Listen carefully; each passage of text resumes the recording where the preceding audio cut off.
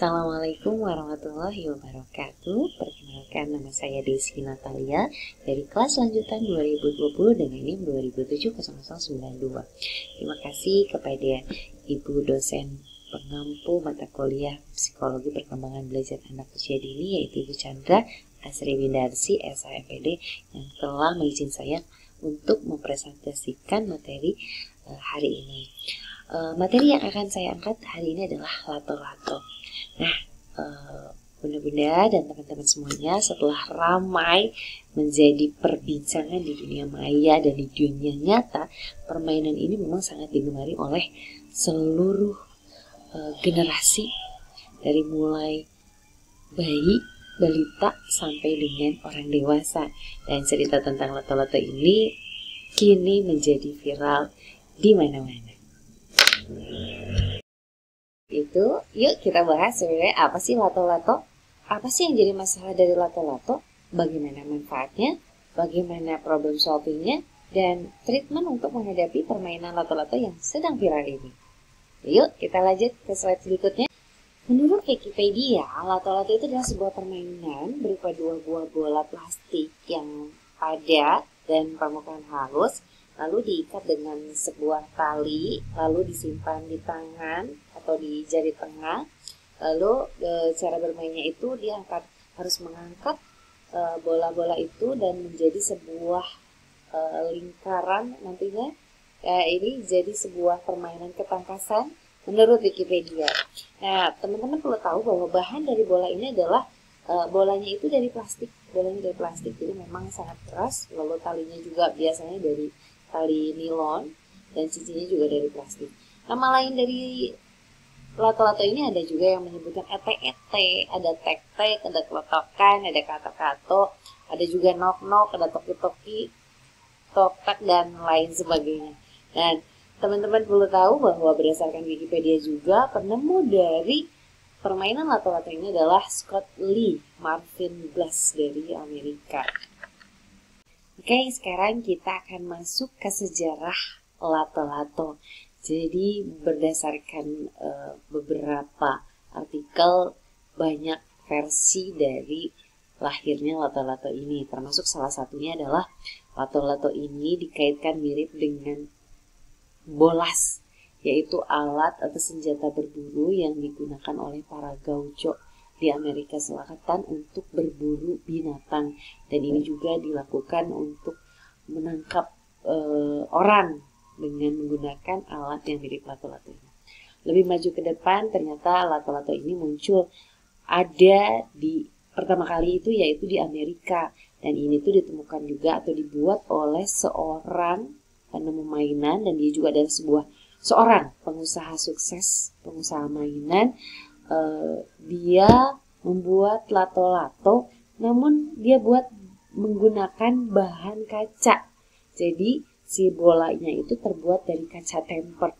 Jadi kaca tapi agak kuat.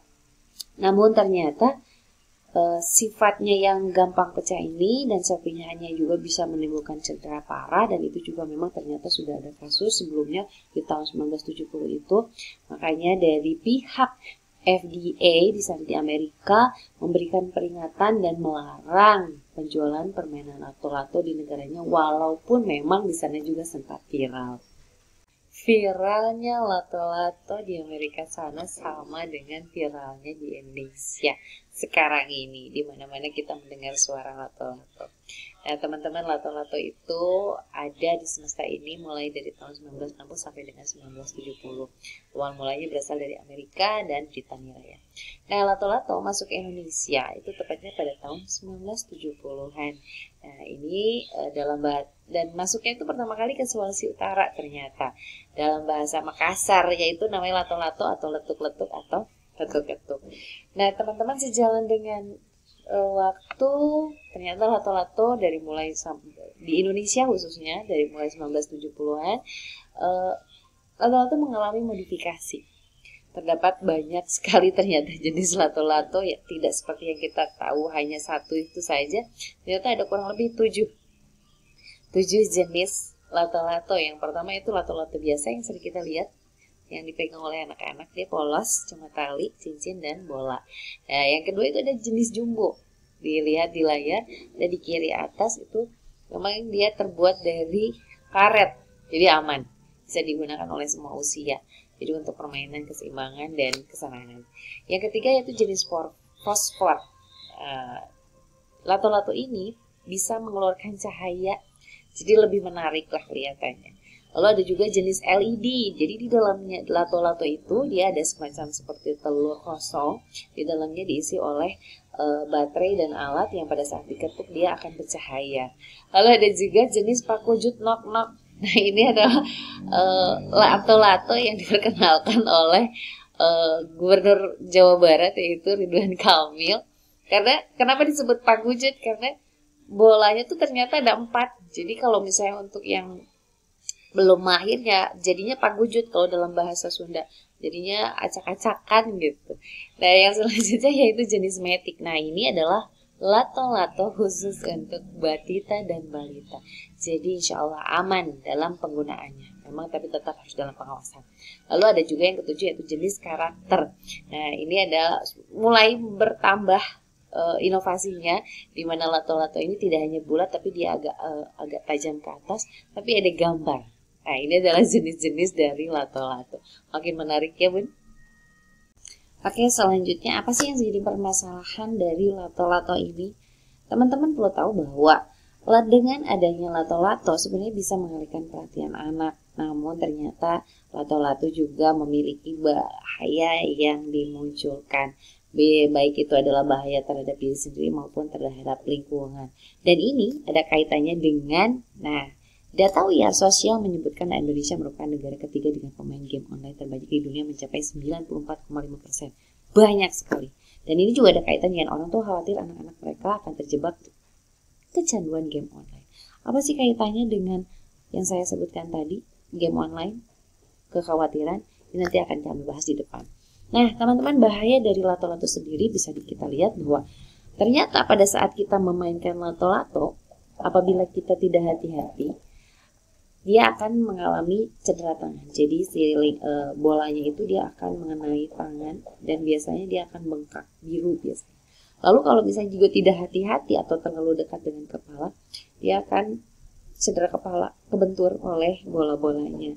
Ada juga yang terakhir itu kasus di mana dia cedera mata karena mungkin terlalu dekat dengan mata. Ada juga kasus bolanya itu pecah yang akhirnya memang ada beberapa anak yang memang terkena pecahan lato-lato itu yang akhirnya harus dioperasi.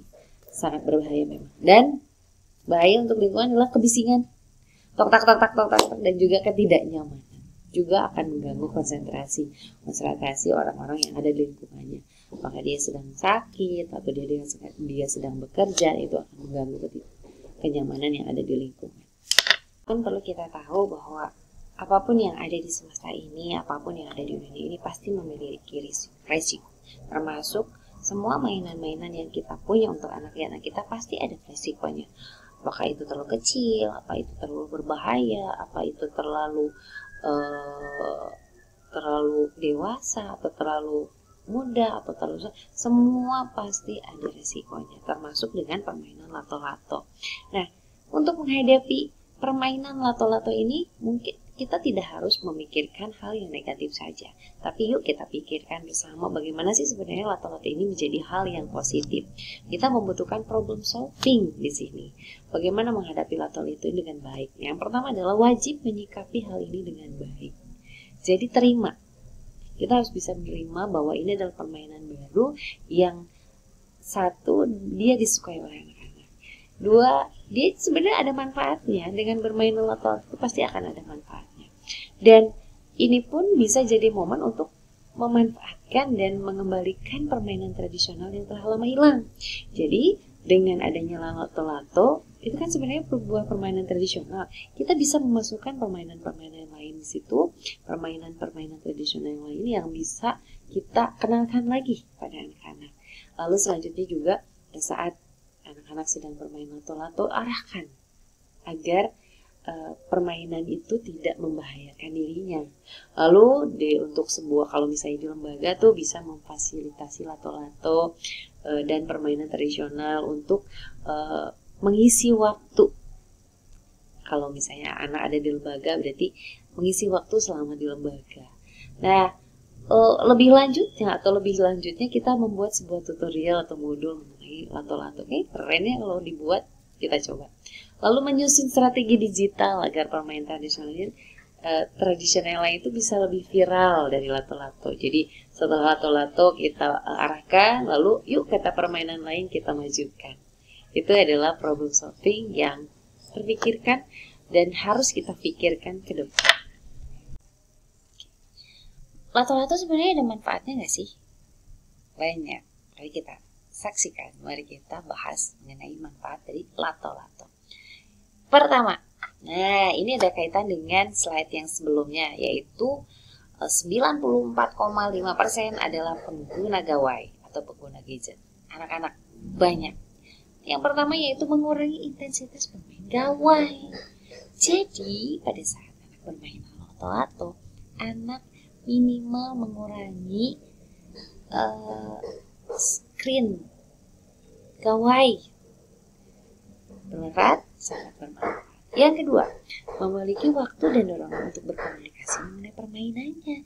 Jadi pada saat dia sedang berinteraksi dengan teman dengan bermain lato-lato, dia belajar. Kenapa sih kamu bisa gitu? Aku kayak bisa, gimana sih caranya? Ngobrol. Dimana pada saat anak bermain gawai, anak tuh gak ngobrol, cuma satu arah. Yang ketiga, orang tua lega, anaknya mulai melepas sedikit ketergantungan dengan gawai. Manfaat? Sangat bermanfaat. 4. Mengembangkan kemampuan sosio-emosional, melatih akuisisi gerakan motorik. Tadi kita bahas anak-anak jadi dapat berinteraksi dengan temannya, melatih emosional, kesabaran. Kalau nggak sabar, nggak bisa-bisa. Dengan kita lihat di jalan anak bisa bermain lato-lato, itu tuh perlu kesabaran yang luar biasa dan melatih motorik tangannya. Bermanfaat? Sangat bermanfaat. Yang kelima yaitu menyeimbangkan antara gerak tangan dan pikiran.